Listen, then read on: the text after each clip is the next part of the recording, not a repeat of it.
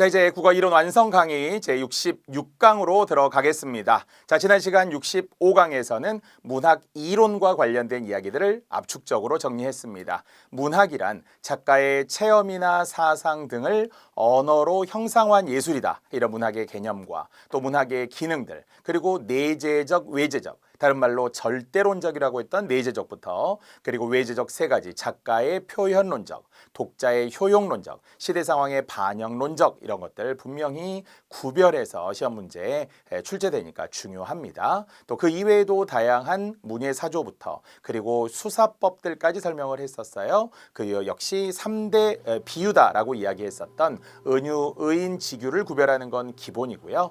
역설과 반어와 같은 표현법들도 예시와 함께 분명히 우리 문제도 풀면서 설명했습니다. 자, 이제부터는 제2편 현대문학의 이해로 들어가겠습니다. 자, 그리고 마지막이 제3편 고전문학이겠죠. 그래서 현대문학도 앞에 우리가 문학의 4대 장르로 나누었던 서정, 서사, 극, 교술 갈래처럼 시, 소설, 희곡 시나리오, 수필 이렇게 이제 네 가지 영역에서 출제되는데 아무래도 시에서 약 60% 정도, 시는 약 200편 정도라고 했어요. 양이 많습니다. 그렇기 때문에 그 많은 시들을 우리가 뭐 이 시간에 다 할 수는 없지만 우선순위, 중요한 것. 거듭 강의 노트에는 시 한 100편 정도 일단 알아야 할 시들을 중심으로 거기에 플러스 하면은 뭐 최대한 200편인데 우리가 그렇게 다 알아야 할 것도 아니에요. 정말 우리가 문학에 대해서 일말에 조금이라도 자신감이 있다면 몰라도 풀 수 있다는 거예요. 다만 불안감은 알아도 틀릴 수 있다는 거죠. 그러니까 우리는 아는 작품도 분명히 비례해서 좀 늘려 놓아야 되고 뭐라도 일단 시 배웠고 공부했고 주제가 뭐다라고 알면 문제 풀기 편하잖아요. 소설도 다 읽을 수는 없지만 최소한 제목만 놓고도 아 이게 뭐구나, 작가 이름만 듣고도 아 이 사람이 이런 작가였었어, 이렇게 특징을 먼저 기본 지식으로 습득해 놓는 것도 우리가 해야 할 최소한의 준비 작업이 됩니다. 그래서 시의 내용과 형식을 역시 우리는 주제부터 시작하는 내용, 그 이외에 다양한 표현 방법, 시상 전개 방법, 이론들 암기해야 될 것들, 그래서 상황과 정서 이렇게 확인하기로도 했고요. 자, 소설도 비중이 결코 적지 않아요. 이유는 좀 읽을 수 있는 문학들이 최근에는 좀 늘어나는 편이라서 뭐 소설이라면은 수능에서라면은 소설이 뭐 기본적으로 뭐 2,000자 이상 막 길게 나오기도 하지만 공무원 시험에서는 그렇게 길지는 않아도 어쨌든 긴 비문학 정도에 해당하는, 길게는 1,000자, 뭐 짧게는 400자, 600자 정도의 지문들도 나오니까요. 기왕이면 아는 소설들이 많기를 기대하고 또 그렇게 부합하도록 우리도 조금씩 또 아는 작품들을 늘려나가야 합니다. 자, 희곡 시나리오나 수필도 결코 배제할 수는 없는데요. 나와도 크게 부담이 없을 정도, 10% 정도의 중요성이다. 이렇게 제가 무게중심을 시와 소설로 실었습니다. 자, 지금부터 해야 될 1시간 현대문학사입니다. 과거 서울시 시험이 따로 존재할 때는 문학사에서 무조건 한 문제, 뭐 9급, 7급 가리지 않고 무조건 한 문제 나왔었고요.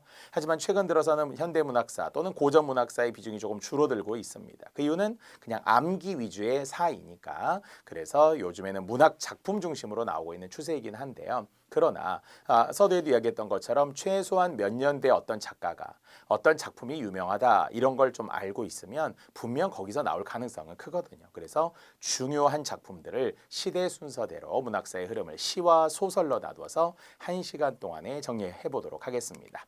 자, 먼저 시를 기준으로 볼 거고요. 틀은 시와 소설이 똑같습니다. 항상 우리가 고전과 현대를 나누는 기점이 1896년 가보개혁을 기준으로 했다면 이제 개화기 문학, 즉 대체로 1900년대 문학이 되겠죠.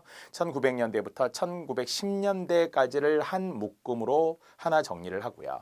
자, 그리고는 연도에 따라 1920년대를 아이가 태어나는 것처럼 태동기, 이제 걸음마 단계고요. 자, 30년대는 전성기가 됩니다. 문학의 전성기. 이런 말은 제가 만든 게 아니라 문학적으로 이미 검증되고 인정된 말이에요. 그러니까 문학의 전성기, 그러면 30년대 이렇게 여러분이 어디 가서 이야기해도 객관적인 정보가 되고요. 자, 그리고는 제가 이렇게 빈칸으로 지우고 난 다음에 40년대 암흑기, 그리고 이제 50년대면 6.25니까 다 전후 문학이라고 생각하고요. 그리고 60년대 이후를 크게 한 묶음으로, 왜 60년대 따로 70년대 따로 이렇게 잘 묻지 않아요. 이건 너무 세분화된 거라서 그래서 그냥 60년대 이후를 하나로 정리를 해보았습니다. 여전히 빈칸으로 제가 처리한다는 것은 다 설명한 뒤에 여러분이 외우시라는 거거든요. 그럼 다시 처음으로 돌아가서 이제 시작하는 시로 가봅시다. 지금부터 이제 최초 이야기들이 이제 쭉 나오는데요.